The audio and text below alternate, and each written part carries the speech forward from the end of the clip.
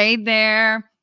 This is Kat, and this is my live podcast, Stand Out and Grow. So today I have a wonderful guest, Donna Dube, who is going to walk us through some strategies on executing accountability. So basically, running your own business and how to set yourself up for success. She is the host of CEO Amplified podcast. I'm excited to bring her on and learn some cool things from her. And I can't wait for you to hear about her background because it's really interesting. And I think it lends to a lot of entrepreneurs that we have accumulated since COVID. And so her story is no different than anybody else's, including myself. So let me, without further ado, bring on Donna Dube. Hey, Donna. Hey, Kat. So good to be here. Thank you. You're welcome. So, again, I think everybody will probably enjoy hearing your background. So if you can give us a little background about, your journey to entrepreneurship. Yes. Well, like many of us listening, my journey is not straight. It's windy and curvy. I love it. Yeah. So I actually started my career as an ICU nurse. Worked there for a number of years, really enjoyed the work, enjoyed the patients, the families, the whole 9 yards. But what I found when I started having kids, the shift work and the schedule was getting to me. And as I got older, working those nights was getting harder and harder. And so I was looking for a change. And so the online world was starting to grow. And I was like, okay, what can I do in the online space, still using my skills? And so when I really did some reflection and looked at who I am and how I like to work, I'm very much a project planner. I like to plan things out. You won't find me packing my suitcase the night before vacation. No, it's all got to be planned out. And so I moved into the online space doing project management for online businesses. So come in, help them with the launch, help them with this new thing that they wanted to start. And that worked great. It fit within my skill set for sure. But I just found so many visionary leaders, so many CEOs drowning and struggling behind the scenes. And so it all looked good on the outside, our Instagram and everything looks great. But when you actually got down to it, they were working 24/7. They didn't know what to prioritize. They were trying to do everything instead of doing some things really well. And so I kind of moved more into operations and working one-on-one with that visionary leader and to say, okay, where is this business going? What are our 12-month goals? And then let's break that down into 90-day goals. So a 90-day sprint almost, if you want to call it that. And then let's focus and prioritize on what those really are. And more so important, let's look at the data because we can learn so much when we start looking at the data and what that is teaching us, right? Yes, it's a bunch of numbers, but when we break it down, it's so helpful to know what we should be doing and what we shouldn't be doing. And so that's where I've settled, is working directly with those visionary leaders and helping them really prioritize them time, grow their business without working 24/7. Okay. And this is, wow, this is a lot. This is a great story on how you have evolved and come to build your own, right? Your own foundation and something that you can grow from, right? So how did you start acquiring your clients? Was that tough or, because I know starting out for a lot of people, that's probably the toughest part. The toughest at the beginning is to get clients. The good thing is once you get a couple and they're happy with what you've done, you can get some word of mouth, some referrals, and then it can grow from there. But I think the biggest thing I found when I started, and many of us are like this, we're solopreneurs, we're doing everything in our business, right? We're supposed to be CEO, but we're really chief everything officer because we're the only ones.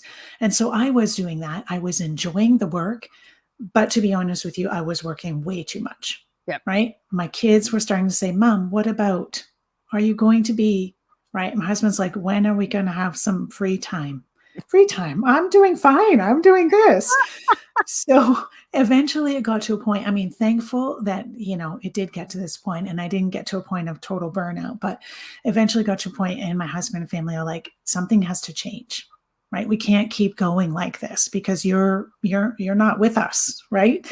And so that's when I really had to take a step back and say, okay, how can I continue to grow this business without burning myself out and losing what's important to me? Yes. And so that's when I really, again, had to step back, reflect. And that's when I've been able to put in some of these habits to make long-term success, to make your business sustainable so Yep. that you can still enjoy your life outside of your business. So give me an idea, like what kind of businesses are you working with? And Yeah. whether it's a size or revenue or, number of employees, what types of business? Yes. Yeah. So generally, they're online businesses. So many are nowadays. Okay. Yep. Generally, service. So, coaches, consultants, selling courses, that type of thing. Usually, the leader is visionary. And so they have a lot of good ideas coming at them all at once. And they want them all implemented yesterday. Yep. Right? Yep. Follow through is a little bit difficult for them, but coming up with the ideas, no problem. Okay. Generally, they have a small team. I do work with some clients who don't have a team yet, but they're on the brink of, okay, I need to hire, but for what and how? Yeah. Right. Okay. Yeah. So that's generally niche doesn't really matter in terms of, well, I'm in health or I'm in fitness or I'm in, whatever the niche is. That's not so important. It's more about I'm here now. I want to grow bigger and I want to do it in a sustainable way. Yeah. And that makes sense. And I can relate to that from the foundation of starting my business and having to do it all. Or, like you said, have an idea, not know how to execute or start, you know. And Mm-hmm. a lot of times with business owners, then they're spinning their wheels or it's on a stall mode because they don't know how to get past that execution or start point, right? So Yes. they're in a spin mode. Okay, great. So then this will lend our way into my first question. What are some of the Mhm. signs that a business owner is spending too much time working in the business rather than on the business? Right. And so the difference between in and on, let's just make sure we're clear on that. So when you're working in your business, you're doing things for client delivery. You're doing things that need to get done to keep the business moving. When you're working on your business, that's when you're not doing client work. That's when you're taking a step back and saying, what partnerships do I need to be looking out for? What connections do I need to be making? Do I need to add another program, product, or service to my business? If I do, what would that look like? Do I need to add more content to what I currently have to make this program, product, or service better, right? To fit the Yeah. needs of my clients better. And so that's sort of working on your business. And my strong belief is that you need time every single week to work on your business. It's not oh, well, I've got 2 hours now on Friday. Let me see what I can get done, right? No, Right. you need dedicated time every single week because that's what brings you the momentum. That's what grows your business. And so when you don't have that every week, your pipeline and different things are going to start to dry up because you're not working on your business every week. Yeah. Sometimes that's going to look different. Sometimes it's going to be, let me plan out, let me strategize, right? Mm-hmm. We're, near the end of the year as we're recording this. And so a lot of leaders are thinking, okay, what's 2024 going to look like? What do I want? How am I going? How do I want to be working? How many hours? That type of thing. But it's not always going to be strategizing. Sometimes it's going to be actually implementing what you want to get done. Right. Absolutely. That time every week is so, so important. So how do I know when I don't have time to work on my business? I'm working past the hours that I want to be working Monday to Friday, right? That might Mhm. be 9 to 5 for you. That might be, 10 to 2. That might look like a few hours in the morning and then a break and then some in the afternoon. That, it's variable and it can be variable, but you have to look at it and say, what do I want to be doing? And is that what I'm doing? Or am I Yeah. working way more than what I really would like to be doing, right? I want to grow my revenue more, but I'm at capacity. I don't have any more time to see any more clients. Red flag that something needs to shift and change to be able to see that growth. If you're working on the weekend, is it because you have to or because you're choosing to? Mm-hmm. Big difference there. If you Right. have to because you need to get these things done, they should have been done last week. Yep. That's a red flag. You don't have the time to do the things that you think you have to do. Certainly, we may choose to work some weekends. I do sometimes, and that's totally fine. But again, it has to be a choice that you're intentionally making. Yep, yep. And I would agree because when I first started my first business, I worked a lot and Mm. I neglected a lot of my personal stuff. So whether it's, my personal well-being, whether it was sleep, whether it was Mm. eating right, I neglected a few things because I was focused on, I need to get this business running. I need to get it started. You know what I mean? And again, when you're starting, your resources are very thin. So you're all hands on deck.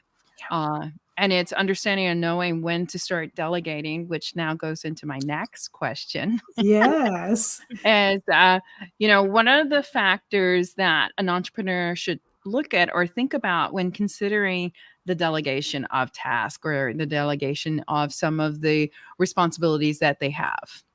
Yes. So I like to approach this from a strategic perspective. And so, what I encourage my clients to do, and you listening can do the same thing, is take a piece of paper, take a Google Doc, whatever you like, and make a list of all the things that you think has to happen in your business, all the things you're currently doing, or if you have a team, what they're currently doing. And then what you want to do is take those things and put them into 4 different quadrants. So it's called the Eisenhower matrix. 4 different quadrants, so you can make a box with the 4 quadrants. And really, we're measuring things on 2 criteria. Important, meaning it's revenue generating. You Yep. can tie it to revenue for sure. And the other criteria is urgent, meaning it has a deadline. And if you don't meet that deadline, there's going to be a negative consequence.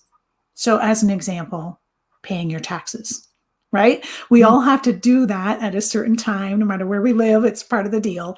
And if we don't do that by the deadline, there's going to be a consequence that we don't want. So important and urgent. And so you take each of those tasks and put them in one of those 4 quadrants. Important and urgent, not important, not urgent, important, not urgent, like that.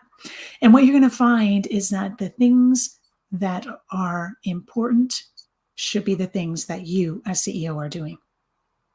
So those things that are the higher level tasks, JV partnerships, networking, making new content, doing a webinar if that's what you do, sales calls if that's still part of your business.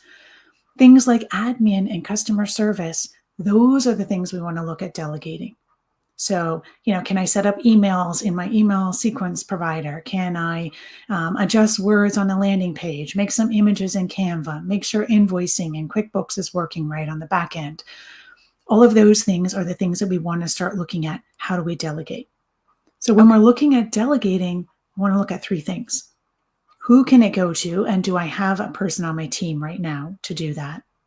If I don't have someone and I don't have capacity, can I automate this in some way to make it easier to do on a weekly or monthly basis? And then the third piece of that is, can I stop this? Is this something that I have to be doing? Because you'll find as entrepreneurs, as you start growing your business, you hear different tactics and different things you should be doing, and you start adding them on. Yep. But you haven't taken the time after you've done it for a period of time to say, now, is this bringing me that return on investment? I'm so glad you said that. Oh my God. Because I think the thing I run into when I talk to business owners is they have a laundry list of things that they're doing or want to do or plan to do. And, my big thing on social media marketing end of it is always, don't feel like you need to be everywhere all the time. Mm, Be in the places that get a return on your investment. Those are the places that you need to focus on. And it sounds like you're saying the same thing is, yes. because I think a lot of times people spin their wheels on things that aren't giving them a return and it's just exhausting them, right? It's exhausting them and they feel like it's work, but it's not because they're making it work and Yes. then there's no return. And so Exactly. and to me, that lends to the accountability part is, are you reflecting? Are you really like measuring this and holding yourself accountable to something that is going to give a true return? Yes. Yes. So true. And I can give an example of this. I was working with a client.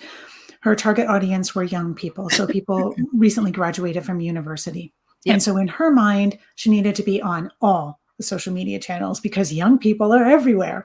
Mhm. And so she had one social media assistant almost at capacity, and she was debating, do I bring on someone Another else? one. Another one, right? And so I challenged her, let's look at the data. And so when we did, surprisingly, Facebook and Instagram were the two channels where her audience was responding to her. Mhm. Facebook, they actually were clicking and following through on whatever action she wanted them to do. Instagram was more just knowledge. Oh, okay, she's over here, she's doing this. The other things, YouTube, TikTok, this, that, she was hardly getting any Right. traction on, right? And so just by looking at that data, like you're saying, it's like such a relief for the business owner because it's like, now I don't need to concentrate on those things. Let me double down on what is working for her. That was Facebook and Instagram. I don't need another social media assistant, Right. right? So we Right. save money and we double down on what works. Yeah. Yeah. And that makes total sense because again, it's just like with any business model that you're working with is refine the things that work, right? Refine them, make them better, but eliminate the things that are just exhausting your energy and your time, at the end of the day, your time or money, you know? Yes, Yeah. yes, exactly. Yeah. And every business is different. So it's not like every business is cookie cutter. I'm sure that you probably seen that from the businesses that you have worked with. Yes, 100%. 100%. Totally different, right? Because your target audience is different. The way you speak, right? And the way you deliver your service or your program is different. So, yes, we can't just take what our business friend or what a business guru that we follow is doing and expect it to work copycat for us. Yeah, We actually have to have that trial and error and, learn from our mistakes. absolutely. So I don't want to butcher your name, Kanisha. So that yes, if you there will be a replay, so you can rewind that. And I'm glad that you're enjoying this. If you have any questions, please drop them in the comment. Um, so again, talking about bandwidth, right? And entrepreneurs, are you working with a lot of new entrepreneurs, existing? Like, kind of give us a feel for what you're seeing in regards to areas of improvement for anyone, whether it's the beginning or they've been to it. Yes, yes. Most of the people I work with have an established business. So they've got something started already, it's off the ground, and they want to increase their impact, increase their income, and want to do it in a sustainable way. So a lot of the time that I spend with the business owner is really looking at how are they using their time in the business. And this strategic to-do list is one of those. The other piece is having a CEO date. So if we think about big businesses like Microsoft and Nike and those humongous businesses, the Yep. CEO has a board of directors. They have several VPs reporting to them. VP of Yep. sales, marketing, this, that. We don't have that in our smaller businesses. But as CEO, as the leader, we need to be aware of what's happening with our business. And so this CEO date is a 1 hour recurring date. Put it on your calendar, same day, same time, every week, and it's non negotiable, right? So, unless some life crisis happens, you are showing up for your CEO date. CEO Power Hour is what I like to call it. Yep. And what you do there is really review, reflect, look at some metrics, and decide what your top 3 priorities are going to be for the week ahead. Yep. Once you've picked out those top 3 priorities, they need to be in alignment with your goals and they need to get on your calendar. Because if Yep. you're anything like me, if it's not on your calendar, it's not happening. Okay, awesome. Now you make a statement I've seen on your website that I love saying over and over and over, and it's works smarter, not harder. In fact, Mhm. I say this consistently with my team because at the end of the day, there are some people that want to work harder, right? There are some people. And then there are people that want to work smarter, but haven't figured out the process or system to get there. Because you do have to be strategic when you work smarter and not Mhm. harder. I always feel like the people that work harder are people that are tactical and have a list, right? A to-do list, and they're more about minutia. Mm. Whereas when you're working smarter, it's more about strategy, like Yes. how can I Yes. be strategic with this? Do you want to Exactly. Do you want to expand on that, on your theory? Yeah, I 100% agree. And so if you think about that to-do list, some days you might approach it and say, oh, I'm just going to start at the top and see what I can get out in the next hour, right? Just focus and see what I can do. But some of the things you're doing may not be CEO level work, Right. right? Yep. And so you might say, well, but I really enjoy it. That could be true. You might enjoy it, but we have to look at the dollars and cents. Yep. And so whatever your rate is per hour, if you're going into Canva and adjusting images times your rate, you start to look and say, no, that's not worth it. I could pay someone to do this significantly cheaper, and it might be more in their zone of genius than it is in mine, right? Yes. Yes. So I realize as a solopreneur with a small team, not all of your hours can be spent CEO level work, but that's the mindset you want to have, right? Yep. You want to go into your week knowing that there's set time to do that. The other thing we sometimes do with our to-do list is I'll cherry pick the things that I really enjoy because I don't feel like doing that, but I like that. So I'll do that. Again, not being strategic, right? Yeah. So we really do have to map out those things into those 4 quadrants and then focus in on what's that revenue generating activities are for us. Yeah, I know. And it was well said, very well said. And I would have to add to that there are, because we deal with a lot of clients, there are clients that are either micromanagers or to the extreme perfectionists. So, I mean, I would love to know your thoughts and feedback on that because, again, this really prevents us from, not even just us, anybody. It'll prevent anybody from working with them because they're always going to be meticulous. It's not exactly the way they would do it, and it's never going to be exactly the way they do it because it's not them doing it, right? And I feel like that can also hold back a CEO because if you're, and I learned a long time ago, delegate, delegate, delegate. If you want to grow, you got to delegate. If you want your team to grow, you got to empower them and delegate. Yes. And you cannot micromanage because you can manage, but micromanaging is not really delegating. So give me your thoughts on that because we do run into that a lot. Yes, it's true. And I understand where it stems from, right? You started your business. This is almost like your baby, right? You want things done a certain way. But again, we have to take that step back and say, if, this image isn't exactly the way I want it, is that going to be devastating to my income? Right? Are people not going to buy because that is just not 100%, right? So we have to look at that reality. And the other side of the coin is, how is the team that you have? Are they staying with you or do you have a high turnover rate? Oh, good one. And if you do, it's possible it's related to the way you're leading or managing, right? And so many of us start a business because we're good at a craft. We're not 100% good at leading sometimes. And that's an area where we need some development and we need some work, right? Yep. So if you find yourself in that position where you're like, oh, I just want to change this. I just want this to be just so, again, try and take that step back and say, if I put this out in the world, is it really going to ruin my brand? I'm so glad you said this. Oh my God.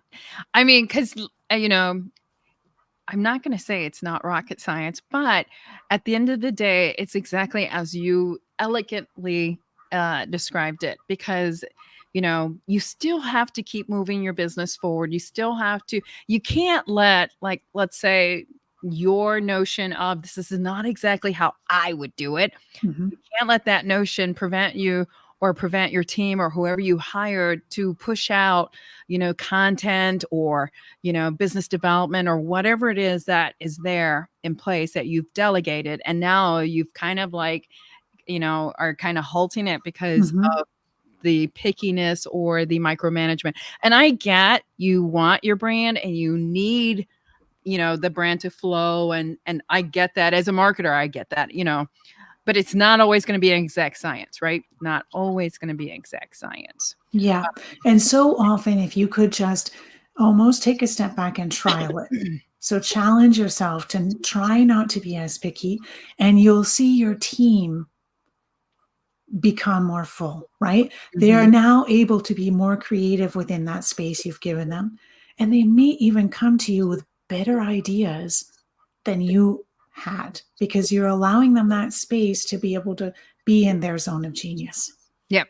And my thing is, when I try to help business owners let go a little, is I always encourage them and say, your big picture, your job is the big picture.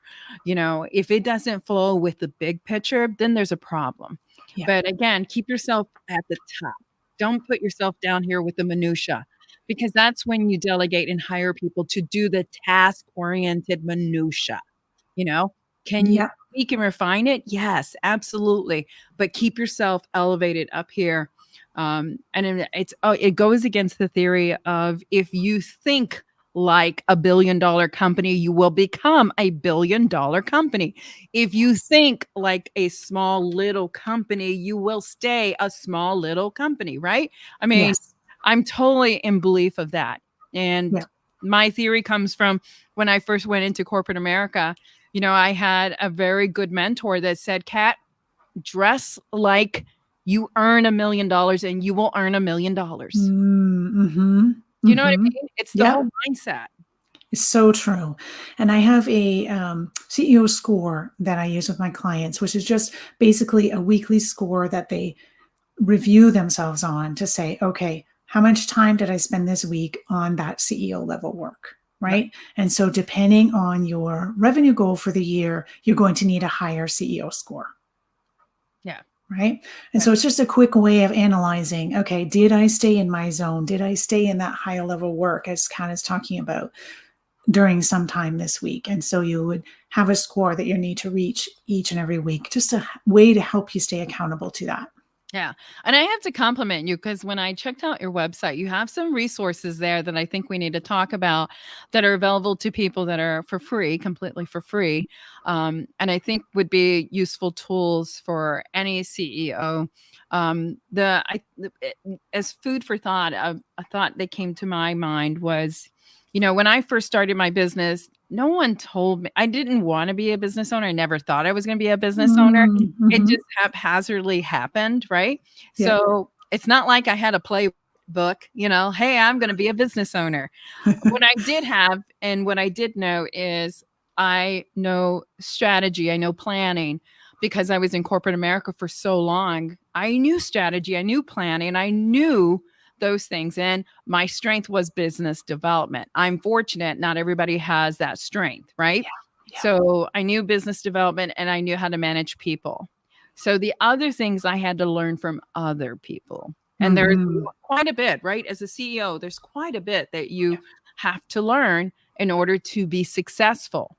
So here's my other question to you, Donna. What do you say to a CEO who's not making money? And they're a mature business, so they're paying their bills, right?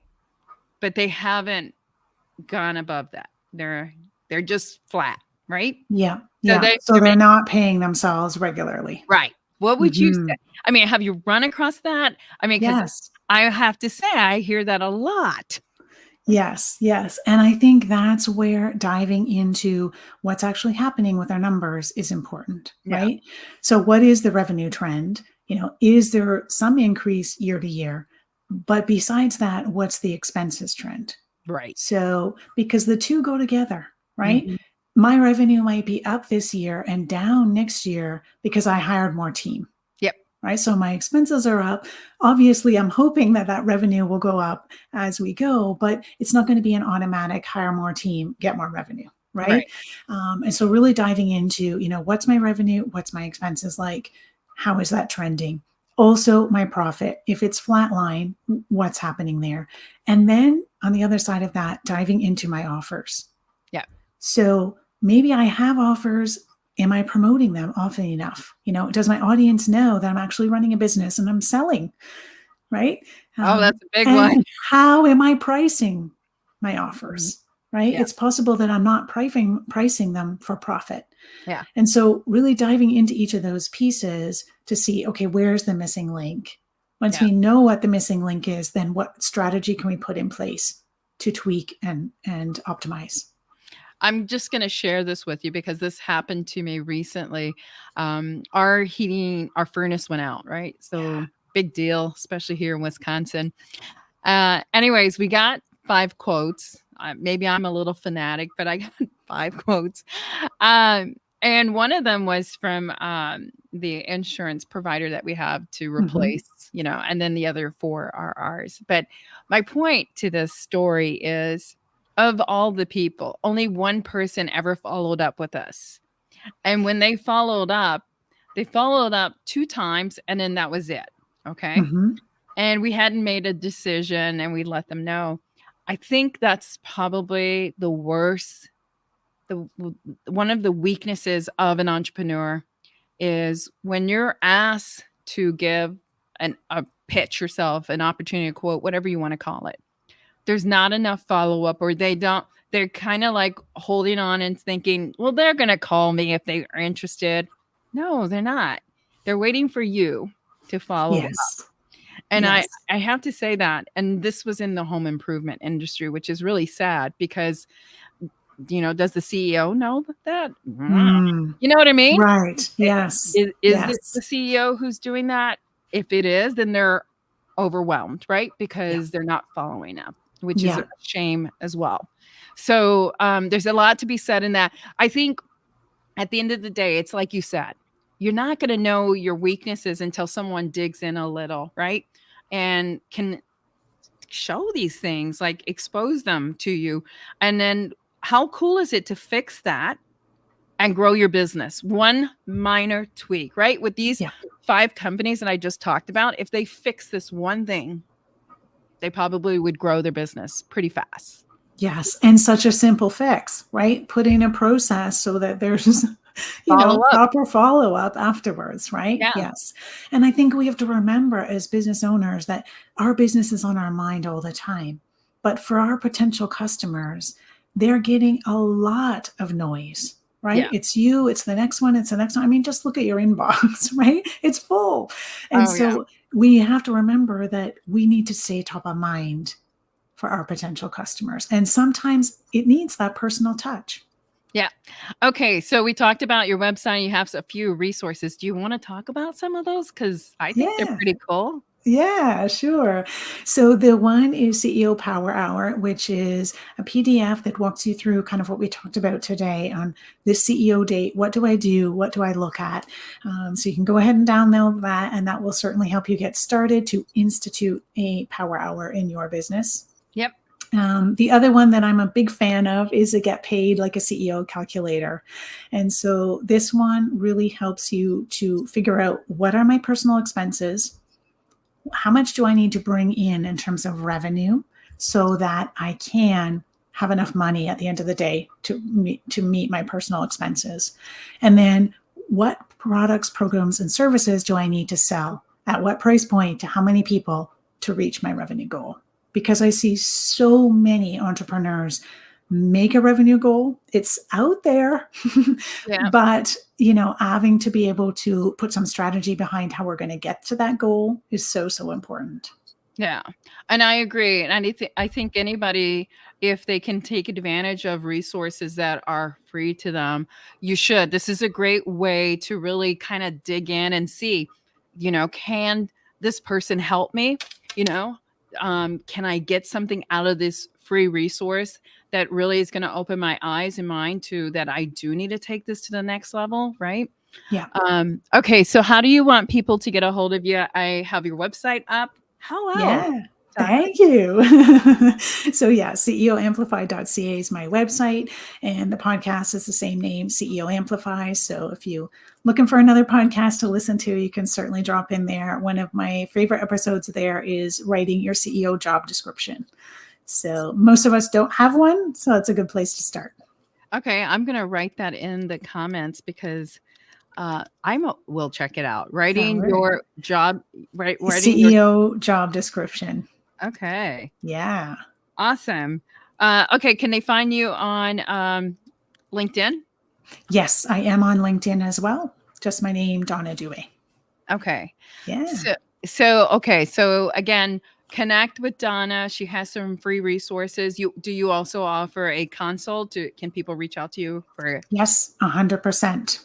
Okay, so reach out to Donna. She's happy to have a chat with you. If you find yourself kind of spinning your wheels, right? If they're spinning their wheels, they feel like they're not getting really to the next level, or feel like that the resources and things that aren't available to them, and their bandwidth is like way, way, way too wide. Yes.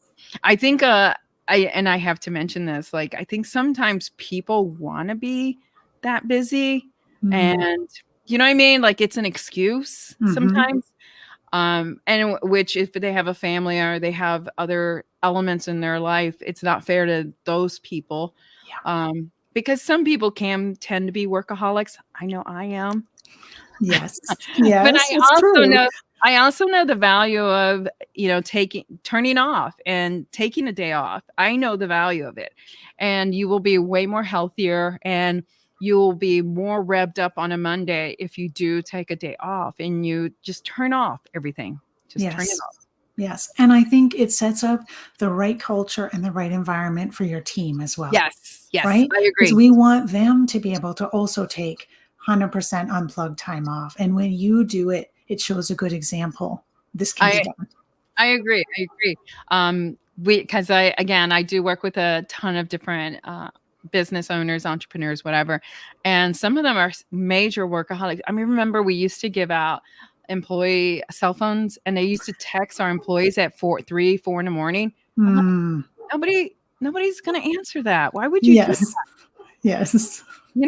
Keep a journal, put it on a notepad. I don't know if you get texts at 3, 4 in the morning. Hopefully you're not. I don't, because I don't allow it that way. Okay. Right? I have boundaries, and we got to stick to the boundaries. But yes, for sure. I mean, I do have, clients can email outside of office hours, and I just let them know I will get back to you, when I'm back in the office. So, good for you. Setting those boundaries so important. Well, Donna, I appreciate you being on the show. This has been very good information, and I'm so glad that you were able to share it with my audience. Thank you so much. Thank you. It was fun. Thanks, Donna. Thank you for joining me and the Stand Out and Grow podcast. I hope that you got a wealth of information from Donna. This was really fun for me. As an entrepreneur, I get it. It's not easy. It is not easy. And especially if you're an entrepreneur and you're trying to take it all on and trying to tackle it, my suggestion is, and I've said this many times, if you don't have a mentor, if you don't have someone to lean on, you're really hurting yourself, because it takes someone from the outside looking in to tell you you're spinning your wheels, or this is not going to put you in the right direction, or whatever the case may be. So it's just having someone to bounce off stuff to, or holding you accountable, which we all need to be held accountable.